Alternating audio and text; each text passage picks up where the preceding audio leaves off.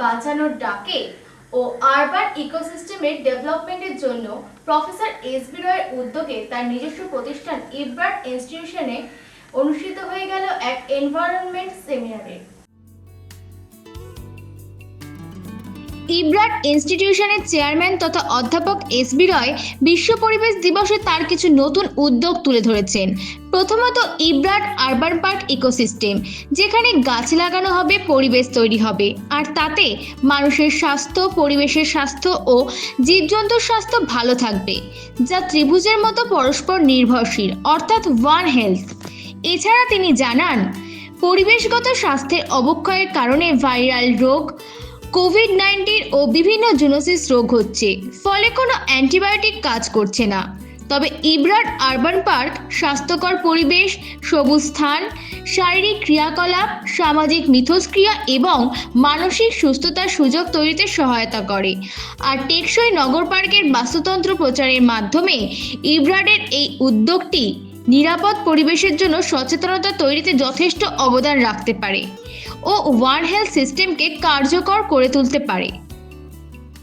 আমরা এখানে আজকে আরবান ইকোসিস্টেম ডেভেলপমেন্ট সম্পর্কেও জানান, তো আপনার কাছ থেকে দু এক কথা আবার শুনে নেব।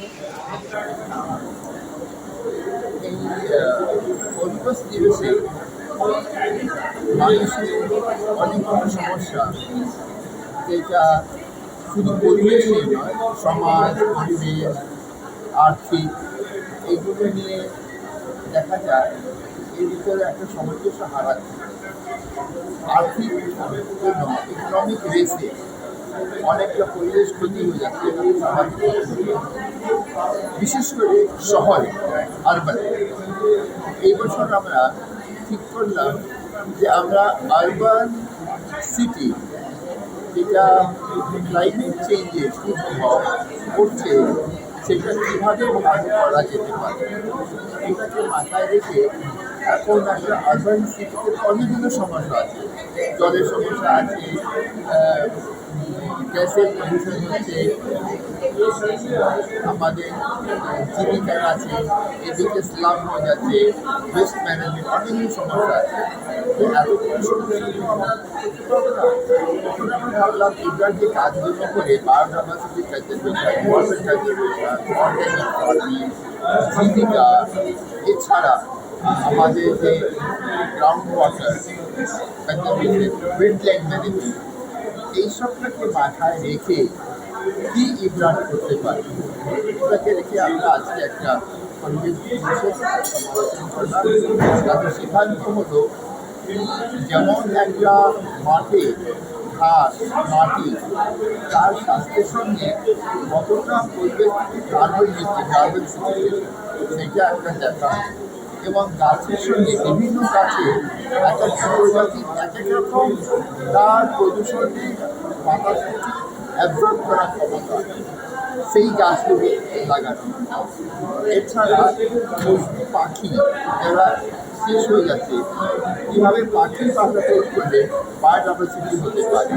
শুধু তাই নয়, বিভিন্ন পার্কে যে জায়গাগুলো ফাঁকা আছে, সেখানে ঔষধি গাছ, মেডিসিন প্লান্ট যদি লাগানো যায়, তো একটা বায়োলজিক্যাল ডাইভার্সিটি কনজারভেশন হবে, পরিবেশও ভালো হবে, আর ওইখানকার লোকেদের একটা ঔষধি একটা প্রবণতা বাড়বে। এইগুলোকে বাঁচায় প্ল্যান করা হলো, আর খুব ভালো লাগলো। এছাড়া আজকে আমাদের যে পার্ক, গ্রিন ভার্জ বা এই যে ইন্টারভেনশন, যে ইন্টারভেনশনের কথা আজকে আমরা বারবার বলছি, কীভাবে বাতাসকে পরিশুদ্ধ করবো, কীভাবে পরিবেশ, কোথায় নিউটনের অক্সিজেনটা আমরা পাই। তো এটা আমার বিগিনিং স্টাইল, ইকো পার্কে আমি আবার পরে আসবো। নেক্সট, আমি প্রথমে কয়েকটি সাস্টেইনেবল ইনিশিয়েটিভ, যেগুলো আমরা বলে মনে করি স্মার্ট সিটি গাইডলাইন অনুসারে প্রমোট করা ছিল। আমাদের স্মার্ট সিটি গাইডলাইনের অন্যতম একটি শর্ত, এই রকম গ্রিন কালারের আমাদের 35 কিলোমিটারের উপরে সাইকেল লেন আছে। এখনো পর্যন্ত অ্যাকশন এরিয়া 1-এই আছে মূলত। এর পরবর্তীকালে এটা প্রসার এক্সটেন্ড করার পরিকল্পনা আছে। মেট্রো স্টেশন যেখানে যেখানে হচ্ছে, সেখান থেকে হয়েছে মাল্টি লেভেল কার পার্কিং, সেখানে 1000-এর উপরে গাড়ি দাঁড়াবে। তো এরকমভাবে শহর পরিকল্পনা করার যদি মানুষ গাড়িগুলো মাল্টি লেভেল কার পার্কিং এ রেখে সাইকেল নিয়ে তার অফিসটাতে চলে যায়, তাহলে আমাদের পার্কিং প্রবলেম, রাস্তার উপরে পার্কিং প্রবলেমটাকে আমরা কিছুটা হলেও প্রতিরোধ করতে পারি। আমরা আজকে ওয়ার্ল্ড এনভায়রনমেন্ট ডে, বিশ্ব পরিবেশ দিবস সেলিব্রেট করছি ইব্রাডেল এই প্রাঙ্গণে। Discussion on approaches to climate resilient urban development. তো এই আরবান ডেভেলপমেন্টের ক্ষেত্রে প্রথমত যে আমার বিবেচনায় দু চারটে কনসার্ন পয়েন্ট আমি একটু উল্লেখ করতে চাই।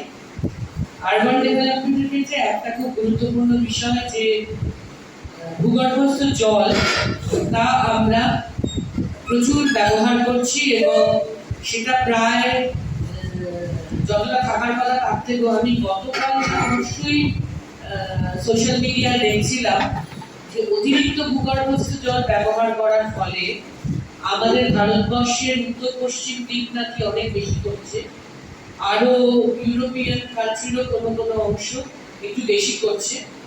এবং আরবান ডেভেলপমেন্টের ক্ষেত্রে ভূগর্ভস্থ জল অতিরিক্ত ব্যবহার করার প্রবণতা আমাদের মধ্যেও আছে। শহরে ফ্ল্যাটে সবাই আমরা সাবমার্সিবল পাম্প ব্যবহার করি, আমরা একটুও চিন্তা করি না কতটা জল তুলে নিয়েছি।